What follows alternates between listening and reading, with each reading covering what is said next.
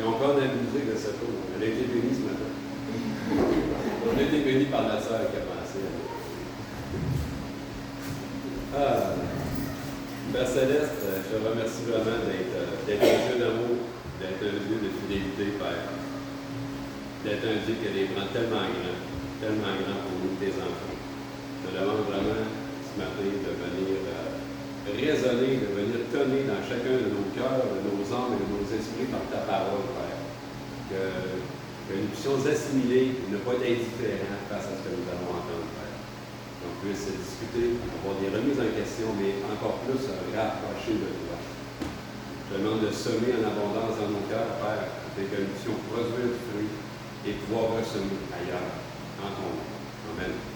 Amen. Fait chaud. Oui. Je vais enlever une couche. Dans les dernières semaines, on a, avec Pasteur Douglas, il a fait la liaison entre l'Évangile de Jean et la Genèse. Au niveau de l'histoire, comme tout le monde dans la Genèse, avec Adam, avec Caïn et Abel, avec Noé. Et il a fait la comparaison avec le ministère de Christ. Tout ça pour nous faire voir, nous faire questionner comment est-ce que les gens réagissaient à l'époque, avant Christ, et comment est-ce que face à la gloire du Père, face à Dieu, comment est-ce que les gens pouvaient être réceptifs, mais aussi réfractaires. Puis ensuite, dans le temps de Christ, c'était la même chose. Et que Christ était le ministère. Et dans son ministère, était pour nous enseigner à être des bons chrétiens. En parenthèse, en fond, ce que Dieu veut avoir comme relation avec nous et venir emmener vraiment le plan du salut pour l'humanité. Ça nous portait à voir, nous, comment est-ce qu'on est comme chrétiens. C'était vraiment des questionnements, mais aussi la relation avec Dieu notre Père. Quelle est notre relation avec Dieu notre Père et comment est-ce qu'on la vit, cette relation-là, et on la gère également avec nos émotions. Un peu les grandes lignes sur les 4 à 5 semaines de prédication que Douglas a fait. Moi, pendant ce temps-là, pendant ce temps-là, moi, j'ai vraiment, ce qui est vraiment venu me chercher, c'était l'alliance de Dieu avec l'homme, l'alliance de Dieu avec sa création. Puis, ça m'a amené à penser, à rechercher dans la parole, c'est quoi la fidélité de Dieu dans son alliance avec l'homme. Donc, le mot alliance, moi, je pensais que c'était un beau petit sujet. Un beau petit sujet que j'allais lire la parole de Dieu, puis j'allais être béni et tout. J'ai été béni, mais ce n'était pas un petit sujet, c'était un grand sujet. Le mot alliance, il figure 328 fois dans la parole de Dieu. Et là-dedans, il y a l'alliance entre Dieu et les hommes, il y a les alliances entre l'homme et l'homme, les prescriptions et toutes les directives face aux alliances. Ça commence à toute une chose.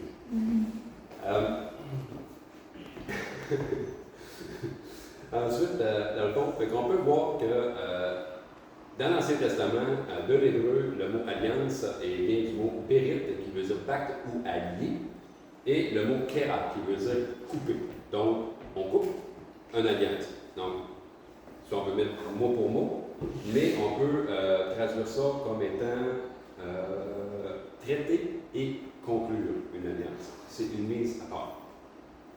Dans le Nouveau Testament, c'est diathéké en grec. Excusez-moi ma prononciation grecque, je suis un peu québécois. Ce qui veut dire alliance, tout simplement. Dans les deux cas, dans l'Ancien Testament et dans le Nouveau, c'est traduit comme étant une promesse de Dieu infaillible. Une promesse de Dieu infaillible. Wow!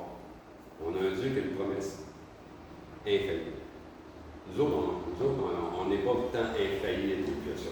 Quand on fait des promesses, on dirait que c'est une permission de faire autre chose.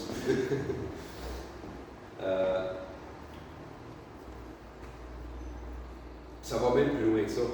Si on prend juste la signification du mot, que ensemble, bérit, kéra et diathéké, ça veut dire promesse, serment, signe, accord. Un lien qui donne motif à une alliance. Ça commence à être toute une signification.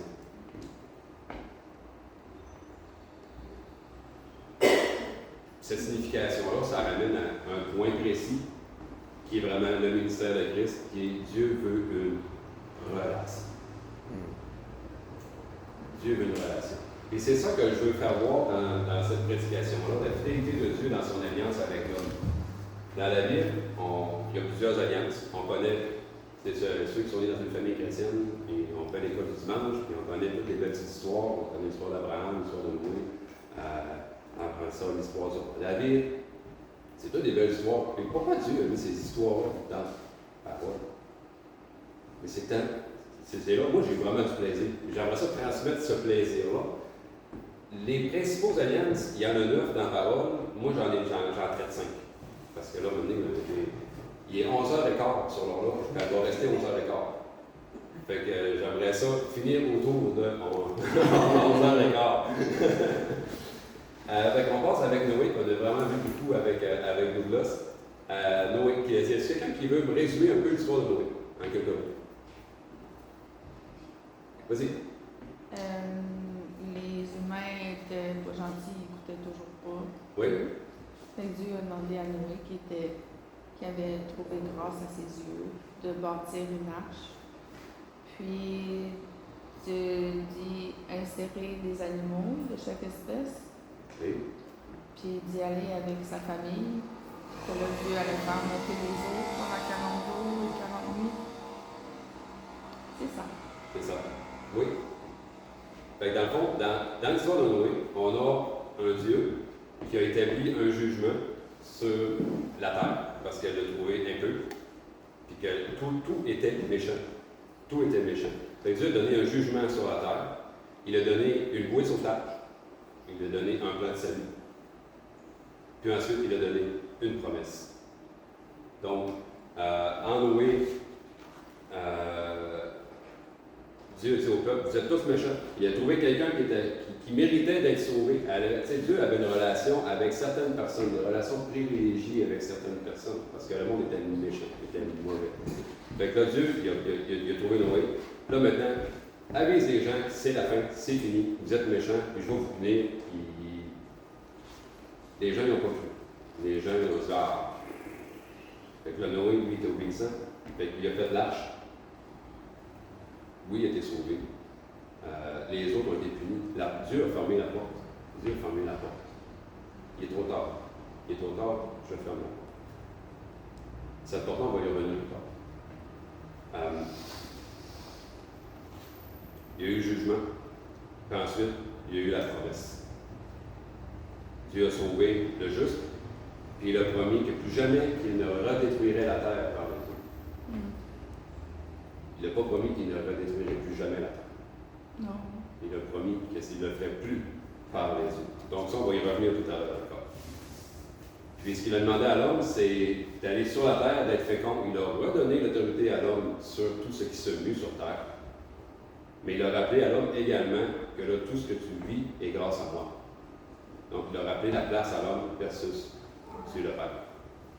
Chose qu'avant, les gens ils étaient devenus qui s'en foutaient. C'était Dieu est là, mais on fait ce qu'on a à faire. Dieu était comme trop libre d'accès. Je ne sais pas, j'étais pas là. Puis je ne peux pas savoir comment est-ce que les gens vivaient ça. Ensuite, on a eu Abraham. Abraham, c'est quelqu'un qui veut parler de l'histoire d'Abraham?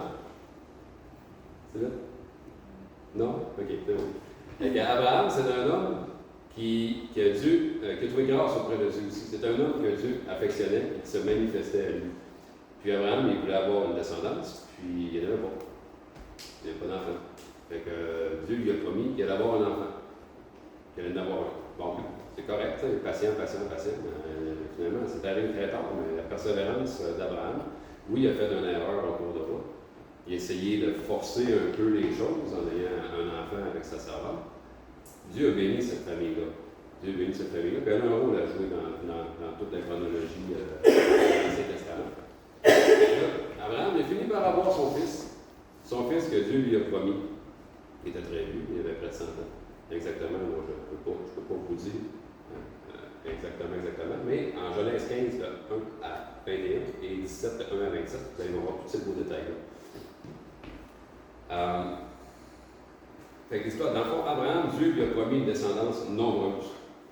C'est la promesse que Dieu lui a faite. Une descendance nombreuse. Il lui a promis une terre promise. Ensuite, il lui a promis une relation privilégiée.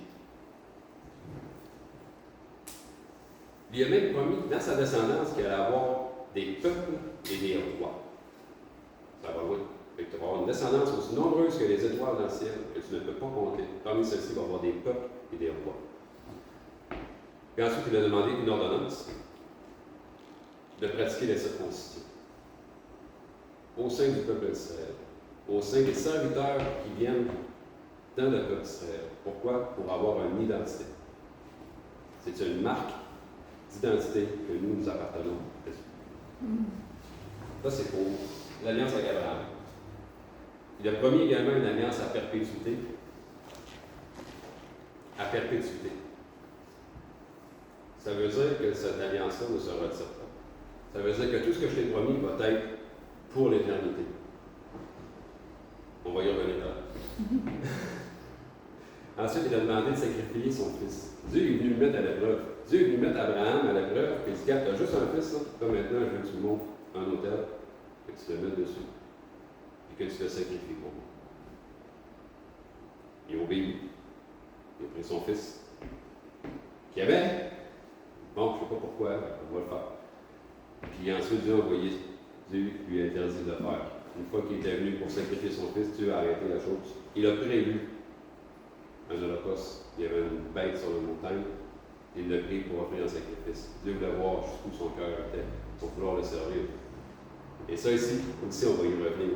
Parce que ce que je veux démontrer, c'est que chaque alliance en Christ a une corrélation.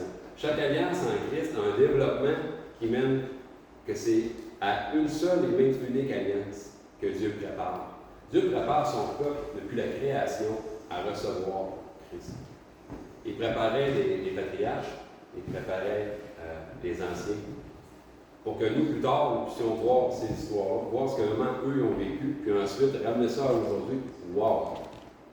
Dieu, depuis le début, il savait comment l'homme était dur, comment l'homme était méchant, comment l'homme était rebelle, mais il savait aussi que Dieu il y avait du bon dans le cœur de l'homme. C'est ce que Dieu se rattachait, et c'est ça qu'il veut démontrer. L'alliance Sinaï, fait qu'on connaît tous l'histoire de Moïse. Tous, ou en partie.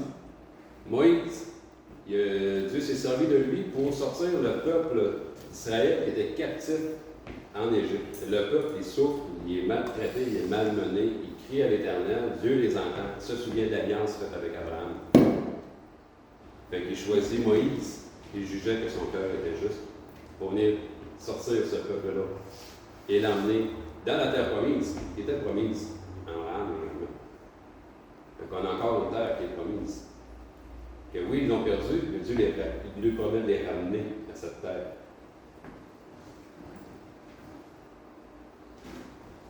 Dans l'alliance du Mont Sinaï, c'est lorsque Moïse est monté sur la montagne pour aller chercher les tables de la loi.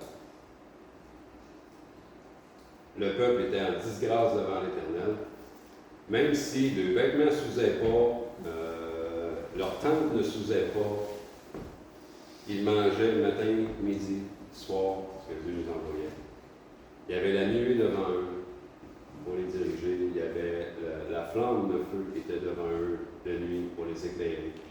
Il y avait tous les signes, ils étaient dans la présence de Dieu constamment, puis ouais. Trop habitué d'être avec Dieu, je crois. Le cœur devient mauvais, la nature pécheresse de l'homme prend le dessus. Fait que Dieu, il dit, regarde, il dit, je vais refaire une alliance avec mon peuple. Il demande à Moïse de venir le trouver sur la montagne. 40 jours, 40 nuits. Moïse redescend avec les tables de la loi, écrites par la main de Dieu. Et qu'est-ce qu'il trouve? Pas. Le peuple, en débauche totale, construise des idoles, adore les idoles, puis c'est le tout.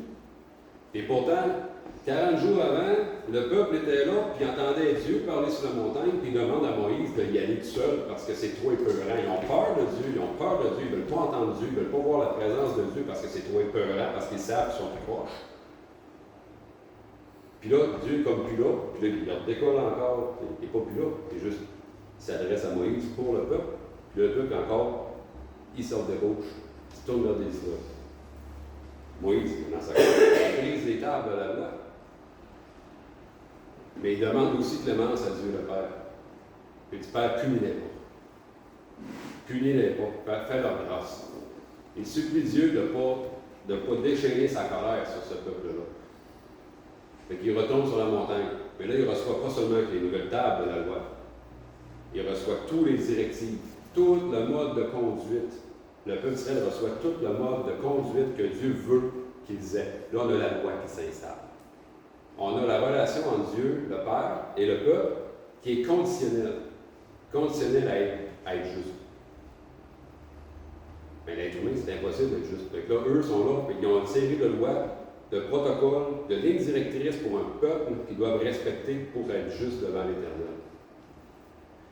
Dieu donne ensuite des directives pour le temple.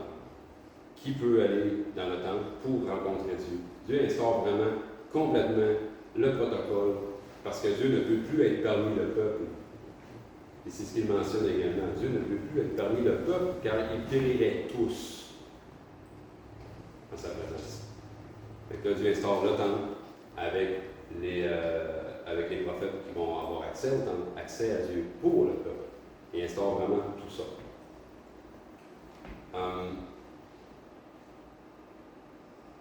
Dieu, dans son alliance, qu'il renouvelle, encore dans son amour, dans sa patience, dans sa fidélité,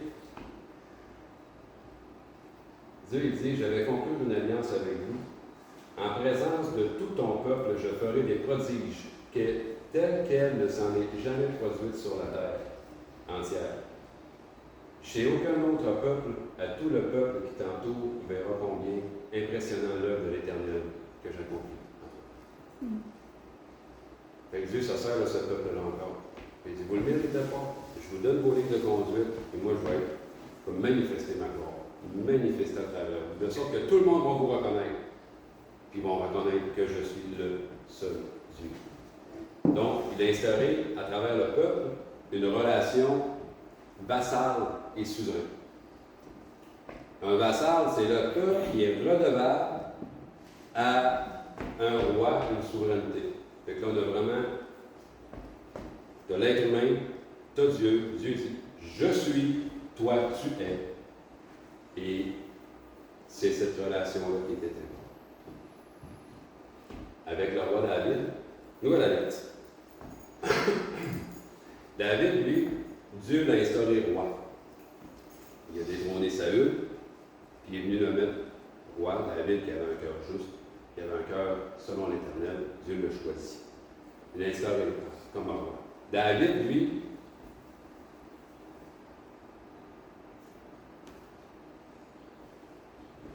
il écrit des psaumes, il loue l'Éternel. À un moment donné, il se réveille, il dit, moi, je suis un roi, je suis dans un palais, je suis dans la luxure. Puis j'ai dit, Dieu, toi, tu es dans une boîte, dans un tabernacle, dans une tente, dans la ville. Parce que la différence, tu sais, en fond, David, c'est la continuité de Moïse. Quand le peuple d'Israël est arrivé en Canaan, ensuite, il y a eu les rois. Mais le temple, lui, il est encore là. Le temple de Dieu est encore là. Son Église est encore là. Et c'est encore une tente.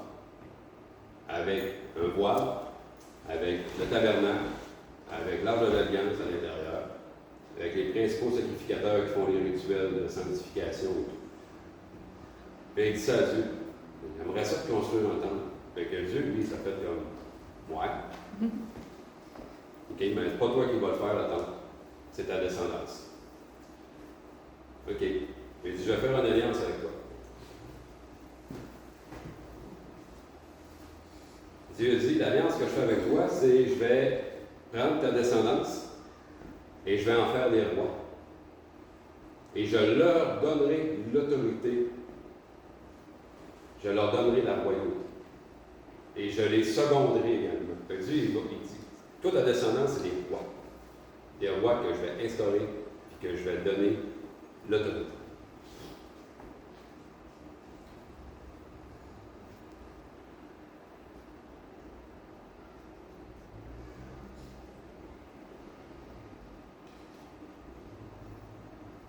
Et Dieu dit qu'elle a adopté la descendance de David, sa descendance, comme étant des fils adoptifs.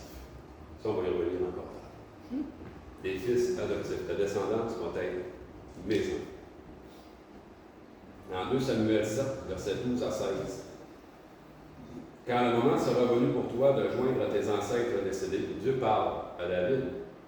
J'établirai après toi l'un de tes propres descendants pour te succéder comme roi, et j'affirmerai son autorité royale.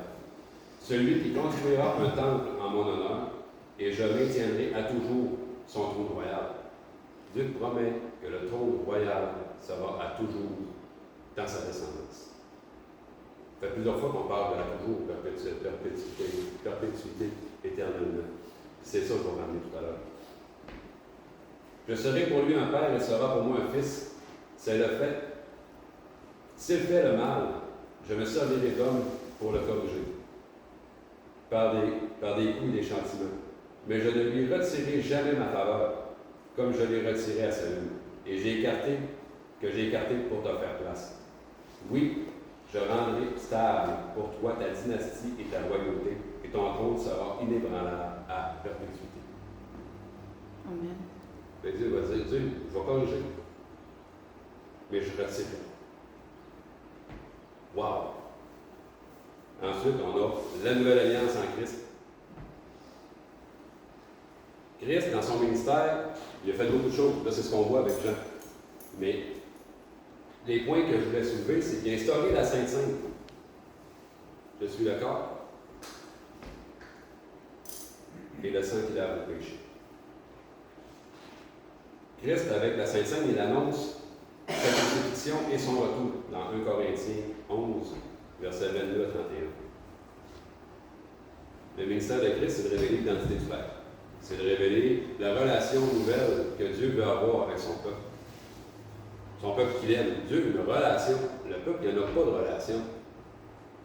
C'est des gens qui obéissent à un maître, mais il y a une relation avec certaines personnes privilégiées, mais il ne veut pas. Il veut une relation avec tous et chacun. Et Christ, il vient instaurer ça. Christ qui meurt sur la croix, l'agneau de Dieu, un seul qui meurt pour que tous vivent. C'est la transition entre la loi et la grâce. C'est là que Christ donne les directives de conduite pour son peuple sous la grâce. Comment vivre sous la grâce de Dieu? Être conscient qu'on ne mérite pas sa présence, mais que par Christ, on a une relation de gloire et de grâce privilégiée avec le Père. Un statut de grâce avec lequel que Dieu nous reconnaît comme étant ses propres enfants. Comme étant ses enfants.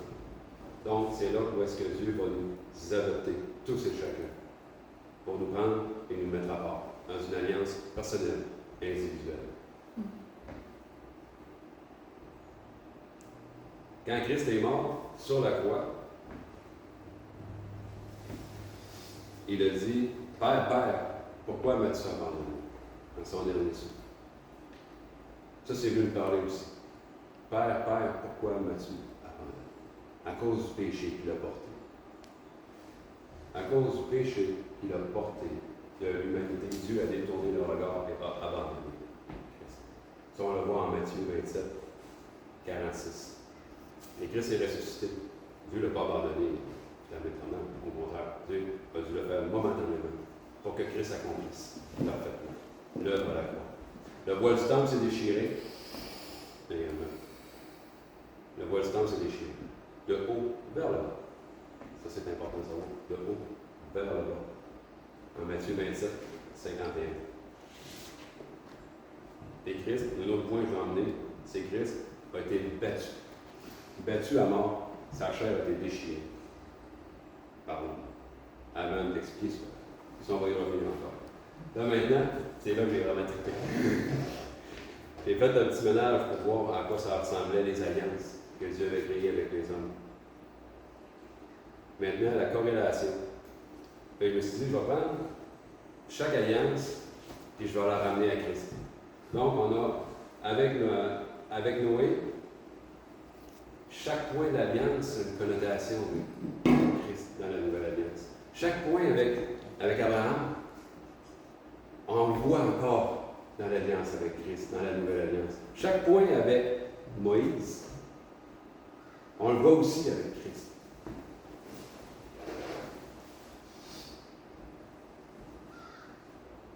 Puis, je me suis dit, pourquoi Dieu a choisi ces personnes-là? S'il y a tout un lien, mais ça va jusqu'où ce lien-là?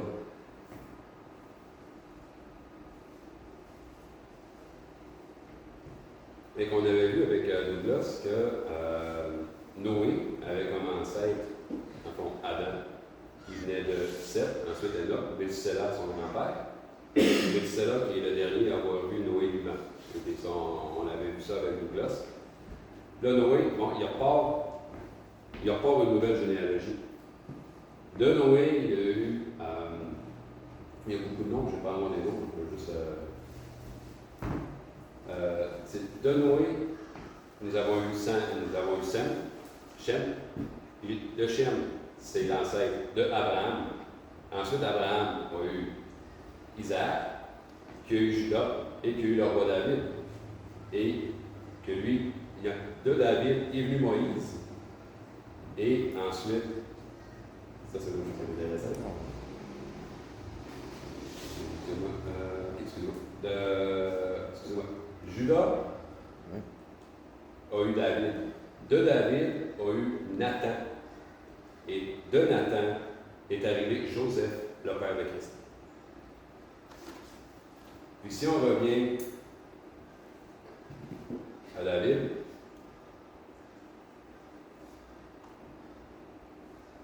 excusez-moi, de David, on a eu Isaac. De Isaac, on a eu Lévi. Et de la descendance de Lévi, nous avons Marie, la mère de Jésus.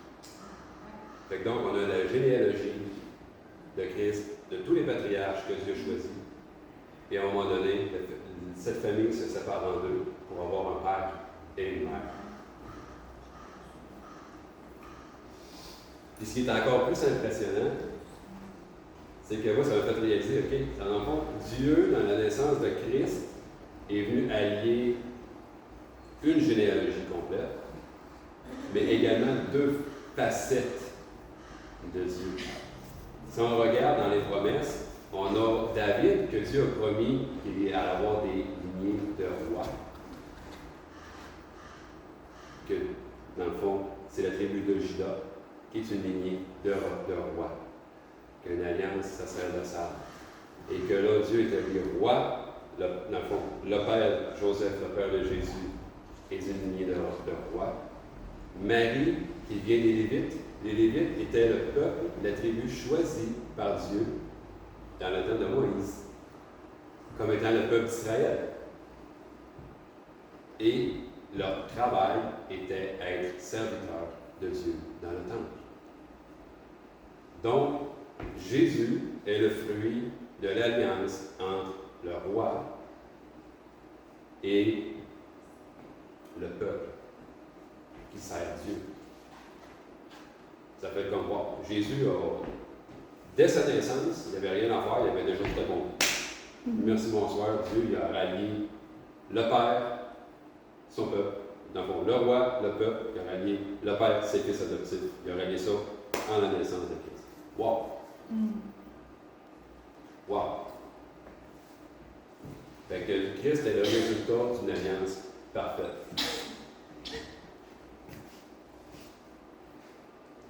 Là, où est-ce que c'est plaisant?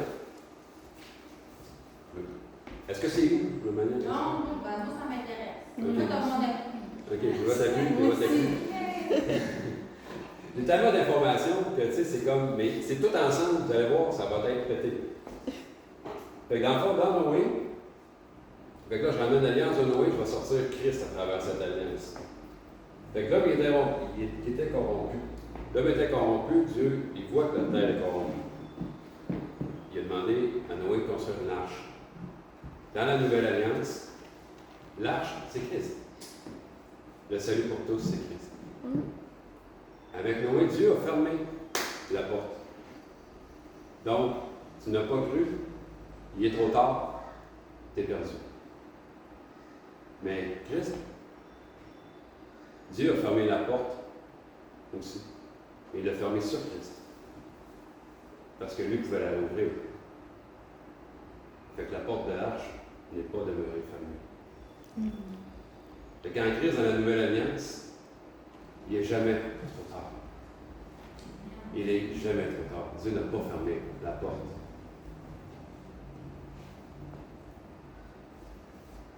Ensuite, Dieu lui a dit qu'il ne détruirait plus jamais la terre par l'eau. Non, il ne la détruira plus jamais par l'eau. Il n'a pas dit qu'il la détruirait plus. Et on peut voir plus tard dans l'Apocalypse.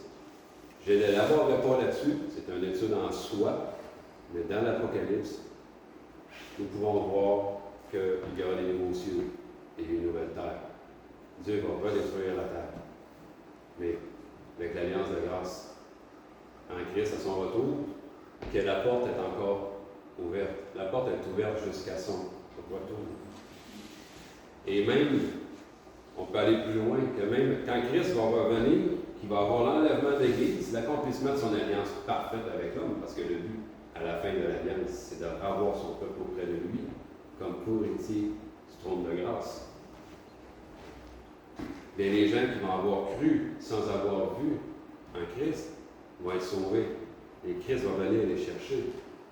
Et ceux qui vont avoir cru après, qui vont avoir cru parce qu'ils ont vu, mais eux, ils vont vivre cette destruction de la terre. Et que Dieu va les emmener ensuite sous le nouveau ciel et la nouvelle terre, au milieu. La porte n'est pas fermée encore. C'est juste qu'il les ramène sous la loi. Que Dieu va punir celui qui le rejette.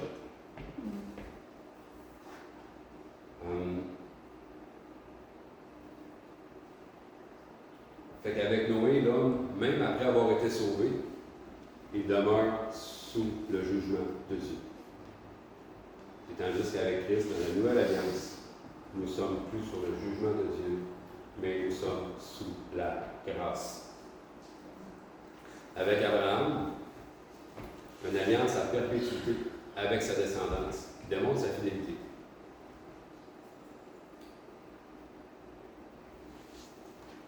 En Romains 8,15, avec Christ, nous voyons que nous contractons une alliance avec lui et nous sommes avec lui, avec Christ, et nous sommes libérés de l'esprit de servitude.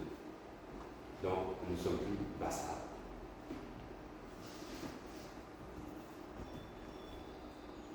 Et en Éphésiens 1,5, que Dieu nous a prédestinés par son amour à être ses enfants d'adoption par Jésus-Christ selon le bon plaisir de sa volonté.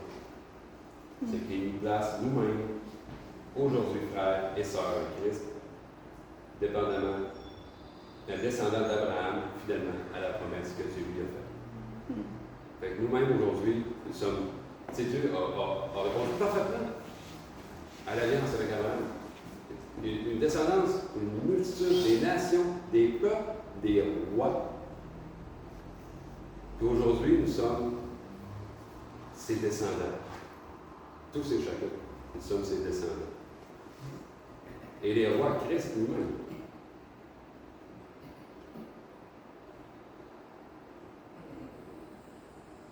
Dieu qui sonde le cœur d'Abraham en lui demandant de sacrifier son fils. Puis que Dieu l'arrête au moment crucial, puis qu'il fournit un animal à offrir en holocauste. Dieu l'arrête et fournit un animal. Mais en Christ, dans la Nouvelle Alliance, Dieu fournit également le sacrifice. Son propre fils. Abraham a vécu le sentiment d'abandon de son fils. C'est sa fierté, c'est sa promesse. Il l'a vécu, pas complètement, parce que ce n'était pas à lui de le faire, mais c'était préparatoire à l'arrivée de Christ que Dieu a offert son Fils unique, avec qui toute sa descendance allait suivre. Dieu a pourvu au sacrifice. Et avec Abraham, le peuple avait une marque particulière qui était la circoncision. On pouvait déterminer qui était le peuple de Dieu par la circoncision. Aujourd'hui, c'est par la présence de Christ.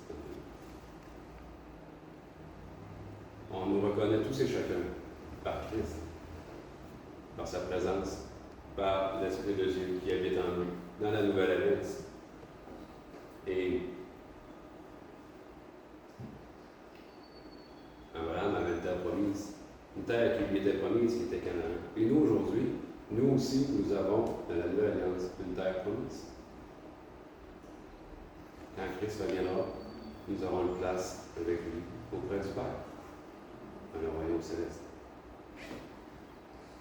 On voit déjà avec les deux premières alliances qu'il y a beaucoup de corrélations avec la nouvelle. Avec Moïse. Avec Moïse, Dieu s'est souvenu de l'alliance avec Abraham. Il l'a fait avec Noé. Comme il l'a fait avec Christ, il s'est souvenu de l'alliance avec David.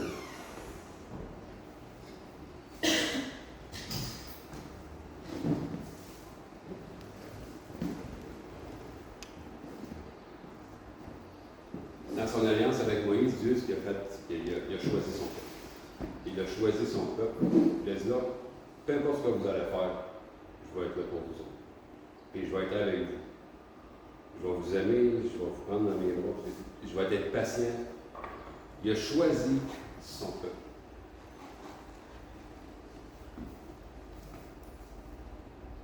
Un peuple qui était privilégié parmi tous les peuples. Dans la nouvelle alliance avec Christ, c'est tous les peuples qui sont privilégiés. Dieu a choisi son peuple, qui est tout ce qui se venu sur cette terre. Il n'a pas choisi un particulier. C'est en Christ, nous sommes tous invités à être ses enfants.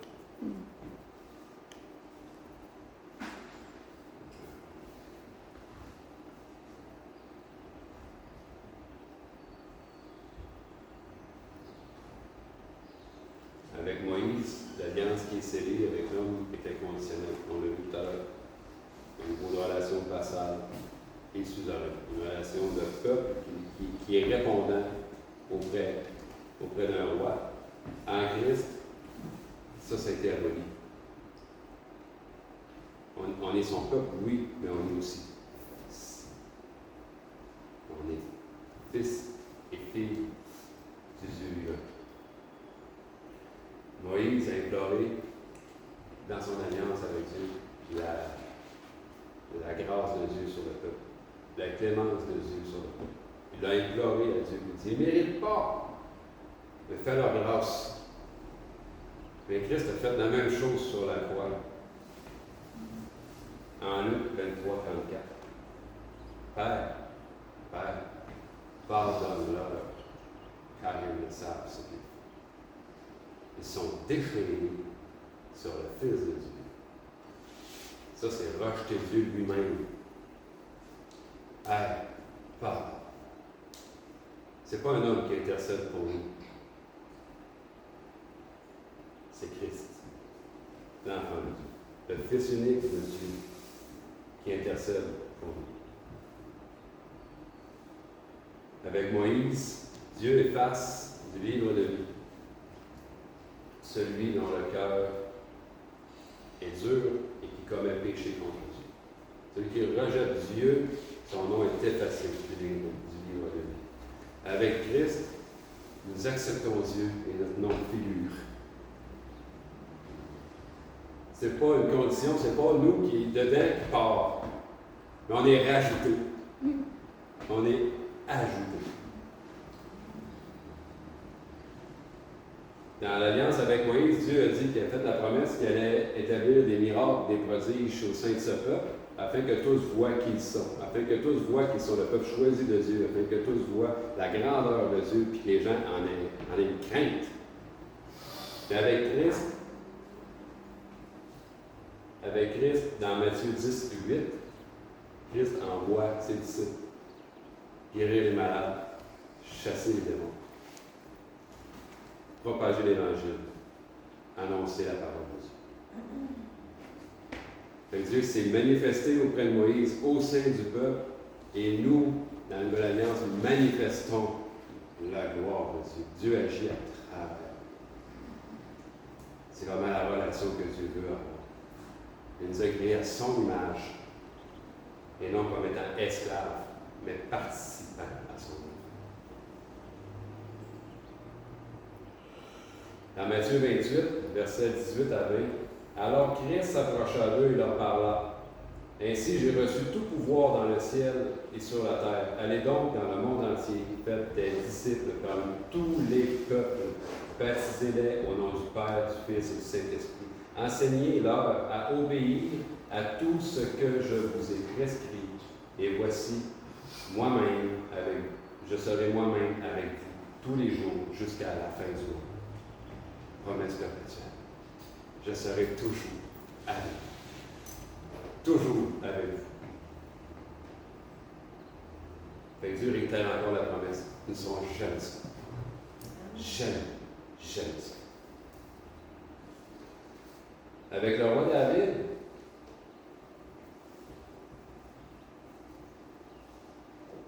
qui voulait construire un temple, Dieu dit, c'est pas toi qui vas construire le temple, c'est ton successeur. C'est ton successeur. Et le temple, c'est Christ. Oui, il a fini par construire un temple physique. Mais Christ, dans son ministère, ce temple sera détruit en 3 jours. Et reconstruit. Christ est le temple. Et Dieu a fourni son temple. Dieu a promis à David une descendance dynastique, qu'il affirmait lui-même l'autorité royale. Et il nous a fait tous des prêtres et des rois. Tous et chacun. Co-héritiers en Christ du trône.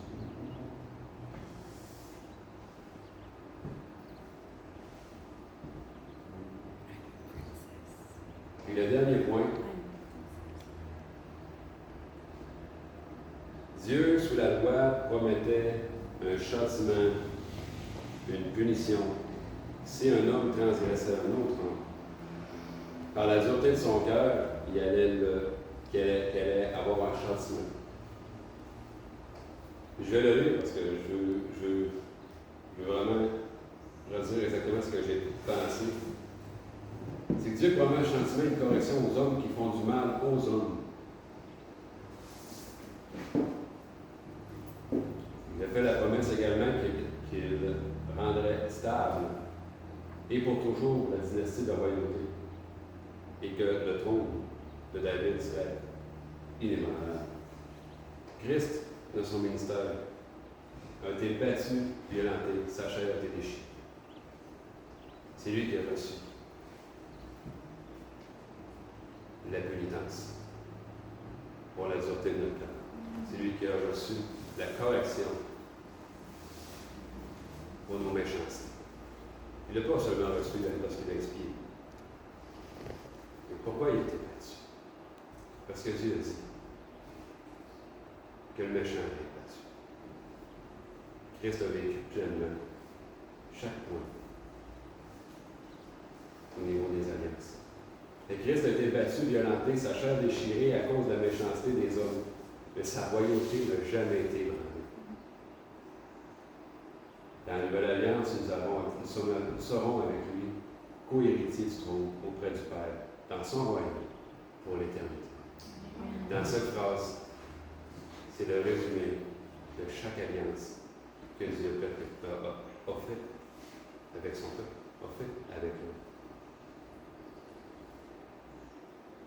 J'étais émerveillé. Moi, Maggie peut le confirmer. J'étais émerveillé. Et on a un Dieu qui connaît tout, qui sait tout. Il nous a créés, il savait déjà qu'on allait se pétailler. Oui. Il savait déjà. Puis après ça, on va y aller tranquillement. OK, les gars, vous êtes partis dans les loin, on va vous emmener une marche à la fois. Une marche à la fois. Pourquoi il a fait ça? Pourquoi il a fait ça? Parce qu'on ne peut pas humainement. On ne peut pas humainement. La relation vassale que Dieu a instaurée, c'était humainement impossible. C'était humainement impossible. Il l'a rendu possible en Christ. Fait que ça serait tout pour ce que j'avais emmené. Et j'ai des petites questions. Voilà. Puis selon vous, est-ce que, d'après ce que j'ai apporté, c'est pas un absolu, mais je vais avoir ce que vous pouvez en penser.